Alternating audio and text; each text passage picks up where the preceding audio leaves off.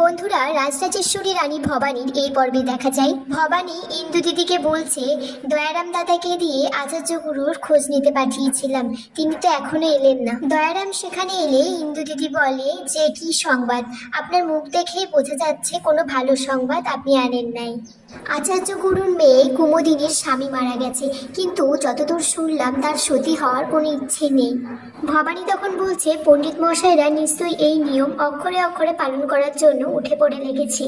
ভবানী তখন মা ভবানীকে বলছে, কেন এরকম হতে দিচ্ছ মা? একবার সেই ছোট্ট মেয়েটি বাঁচার জন্য আত্মহত্যা করলো, আর এখন কুমুদিনী, আমি তো এটা হতে দিতে পারি না।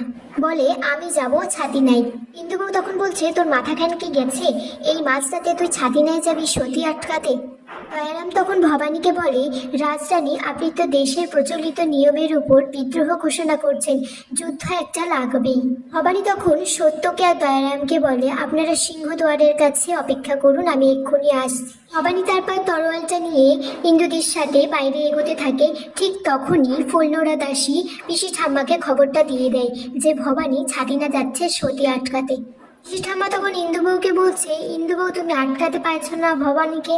তখন ভবানী বলছে, ক্ষমা করো ইন্দু দিদি, মা ভবানীর দিব্যি করে বলছি আমি আজ ছাতিনায় যাবই। পিসি ঠাম্মা বলছে, তোমার এত বড় সাহস, তুমি গুরুজনদের কথা অমান্য করছো? ভবানী বলছে, কিন্তু কুমুদিনীর প্রাণ বাঁচানোর জন্য আমায় যেতেই হবে। ফুলনোড়া দাসী তখন ইন্দুবউয়ের গলার আওয়াজ করে ভবানীকে অন্যদিকে নিয়ে যায় ফাঁদে ফেলার জন্য। তারপর ভবানীকে কালকুঠো ঠিক দেয় ছল করে, পিসি ঠাম্মা আর ফুলনোড়া দাসী আটকে দেয়। পিসি ঠাম্মা বলে, তুমি এখানে ভাত খাবার সব পাবে, কিন্তু বাইরে যেতে পারবে না। সতীদাহ প্রথায় তুমি নাক গলাইতে পারবে না। ভবানী তখন পিসি ঠাম্মাকে বলে, আমি আপনার কাছে হাত জোড় করছি, আমায় যেতে দিন, দরজাটা খুলে দিন। আর এখানেই আজকের পর্ব শেষ হয়ে যায় বন্ধুরা।